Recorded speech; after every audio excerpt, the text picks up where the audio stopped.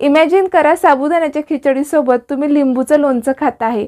किती छान ना, किती छान आपला उपवास होईल ना. तिखट गोड आंबट आपल्याला हे लोणचं खायला मिळणार आहे. नमस्कार, तर जयाज पॉकेट रेसिपीमध्ये तुमचं खूप खूप स्वागत आहे. तर आज मी तुम्हाला दाखवणार आहे लिंबूचं लोणचं. अगदी छान प्रकारे होतं आणि 12ही महिने आरामात टिकतं. विशेष म्हणजे तुम्ही हे उपवासाला सुद्धा खाऊ शकता बरं का. अगदी सुंदर लागतं. तर बघूया आजची रेसिपी कशी आहे. आणि हे लोणचं माझ्या आईच्या घरी अगदी माझ्या लहानपणापासून पारंपरिक पद्धतीने बनवलं जातं आणि तीच रेसिपी मी आज तिच्या हातचीच तुम्हाला आज दाखवणार आहे की लिंबूचं लोणचं कसं बनवायचं आणि ते 12 महिने कसं टिकवायचं. तर बघूया आजची रेसिपी.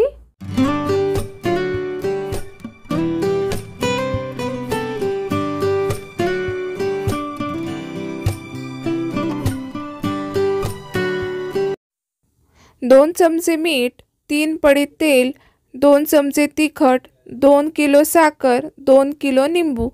बस एवढंच साहित्य आपल्याला लिंबूचं लोणचं बनवण्यासाठी लागणार आहे.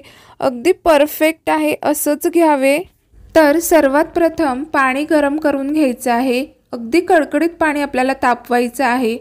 तर निंब इथं 2 किलो घेतलेली आहेत आणि निंब निवडताना अगदी पिवळधम म्हणजे पिकलेली आपल्याला निंबू घ्यायची आहे. तर इथं 2 किलो घेतलेली आहे निंबू.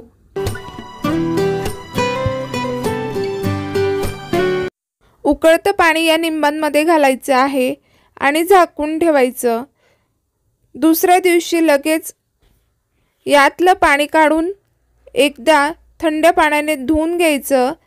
परत असंच कडकडीत पाणी करून झाकून ठेवायचं. कंटिन्यू अशी आपल्याला 3 दिवस प्रोसेस करायची आहे, जेणेकरून या निंबांमध्ये जे कडवटपणा आहे तो निघून जाईल आणि त्याचे सालही नरम होतात.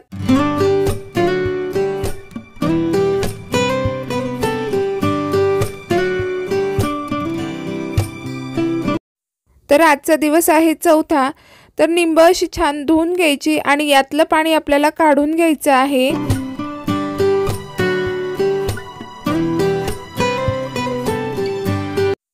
आता यामध्ये पाणी घालायचं आहे आणि छान धुवून घ्यायचे आहेत निंब, जेणेकरून यामध्ये जे कडवटपणा असेल तो निघून जाईल.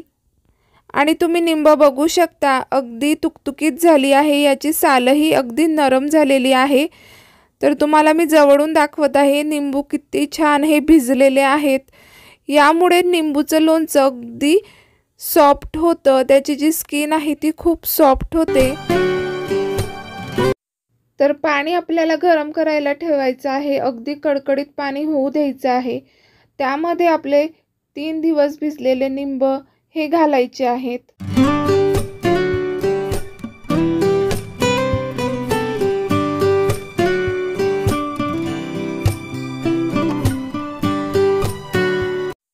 गॅसचा फ्लेम मीडियम ठेवून 7 ते 8 मिनिटासाठी आपल्याला हे उकळत ठेवायचं आहे. आणि लक्षात ठेवा, झारा घालून आपल्याला हे निंब 2-3 मिनिटाळे खाली वर असे करायचे आहे, जेणेकरून हे फुटू नये म्हणून. तर 7 ते 8 मिनिट झालेली आहे. तर निंबू आपल्याला हवी तशी शिजलेली आहेत आणि फुटली सुद्धा आहेत. तर आपण गॅस लगेचच बंद करायचा आहे. तर जेवढी निंब कमी फुटतील तेवढं चांगलं.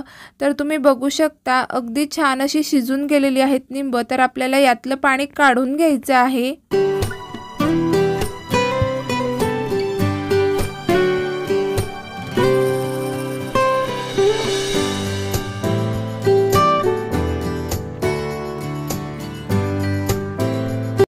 आता प्लेटमध्ये काढून घेतलेली आहे. तर आपल्याला ही कापून घ्यायची आहे आणि जे देठ राहिले असतील ते सुद्धा काढून घ्यायचे आहे.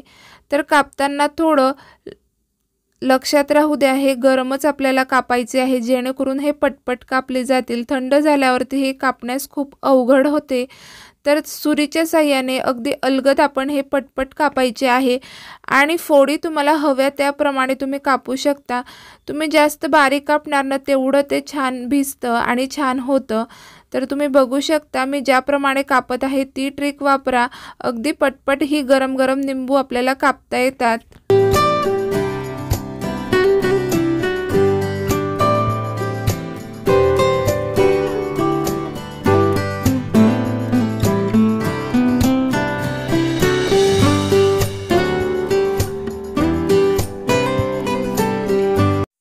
तर संपूर्ण लिंबू हे कापून झालेले आहे, तर आपण फोडणी देऊन घेणार आहोत।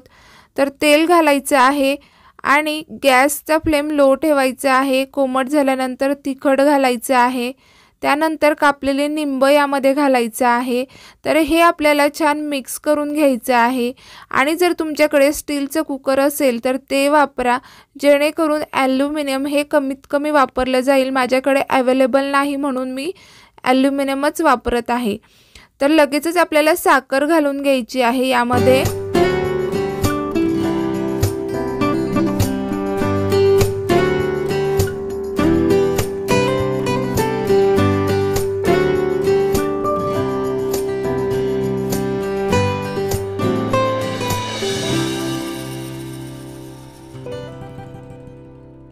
साखर घातल्यानंतर त्याला विरघळू द्यायचं आहे। कंटिन्यूस आपल्याला झारा त्यामध्ये हलवायचं आहे। मिक्सचर हे अगदी छान प्रकारे मिक्स करायचं आहे आणि याचं पाणी होईस्तोवर आपल्याला गॅस हे मीडियम ठेवायचं आहे आणि कंटिन्यूस हे लोणचं जे आहे ते हलवत राहायचं आहे।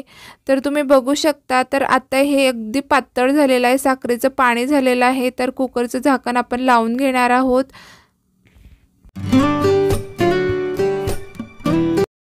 कुकरची एक शिट्टी घ्यायची आहे आणि लगेचच गॅस बंद करायचा, वाफ जाऊ द्यायची आहे। कुकर थंड झाल्यावर झाकण उघडायचं। तुम्ही बघू शकता वाफ अगदी कमी झालेली आहे, तर लोणचं अगदी छान असं तयार होत आहे। तर यामध्ये आपण घालून घेणार आहोत मीठ,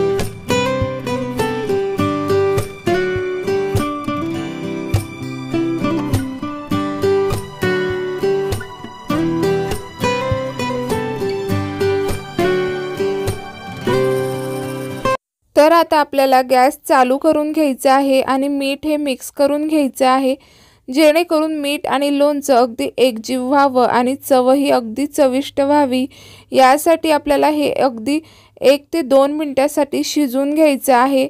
आणि लक्षात ठेवा, शिजवताना गॅसचा फ्लेम अगदी मीडियममध्ये ठेवा, जेणेकरून याला छान अशी मंद आचेवरती हे शिजेल। तर लक्षात ठेवा, अगदी 1 ते 2 मिनिटच हे ठेवायचं आहे। तुम्ही जेवढं जास्त शिजवणार तेवढं हे घट्ट होणार। तर लक्षात ठेवा, लोणचं हे पातळच हवं, हे थंड झाल्यानंतर खूप दाटसर होतं। तर तुम्ही बघू शकता, मी आता लगेचच गॅस बंद करून घेतलेला आहे।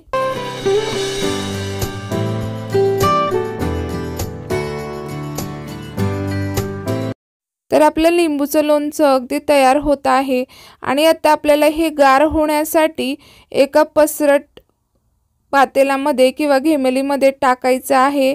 तुम्ही बघू शकता, लोणचं मी आता यामध्ये घालत आहे आणि लक्षात ठेवा, आपल्याला 2-3 तास हे असंच ठेवायचं आहे। यावरती आपण एक कपडा बांधून घेणार आहोत, जेणेकरून यामध्ये काही धूळ, किडा, किटकूल किंवा कचरं जाऊ नये याची खूप काळजी घ्यायची, जेणेकरून हे लोणचं अगदी 12ही महिने जसं तसं टिकून राहतं।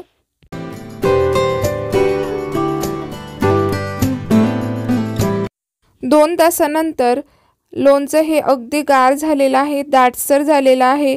तर तुम्हाला आता मी लिंबूची साल दाखवते, कितीही नरम शिजलेली आहे, अगदी मऊसूद ही झालेली आहे, तोंडात टाकताच ही विरघळणारी झालेली आहे। खूप सुंदर असं लोणचं तयार झालेलं आहे। तर आपल्याला हे लोणचं काचेच्या कोरड्या बरणीमध्ये घालून ठेवायचं आहे आणि पॅक असं झाकण याच्यावरती लावून घ्यायचं आहे। अगदी 12 महिने जसं तसं हे लोणचं राहतं। रोज आपल्याला हवेस तसं वाटीमध्ये थोडंसं काढायचं आणि परत झाकण लावून पॅक ठेवून द्यायचं आहे। अगदी 12 महिने जसं तसं हे लोणचं तयार राहतं। तर तुम्हाला आजचा व्हिडिओ कसा वाटला तर मला कमेंट करून नक्की सांगा आणि तुम्हाला ज्या माझ्याकडे छान छान टिप्स होत्या त्यासुद्धा सांगितल्या आहे आणि हे लोणचं अगदी छान होतं। तुम्ही उपवासाला सुद्धा खाऊ शकता, डेली सुद्धा खाऊ शकता। इतकं सुंदर हे लिंबूचं लोणचं होतं आणि तुम्हाला व्हिडिओ आवडला तर नक्की लाईक करा, शेअर करा आणि चॅनलला सबस्क्राईब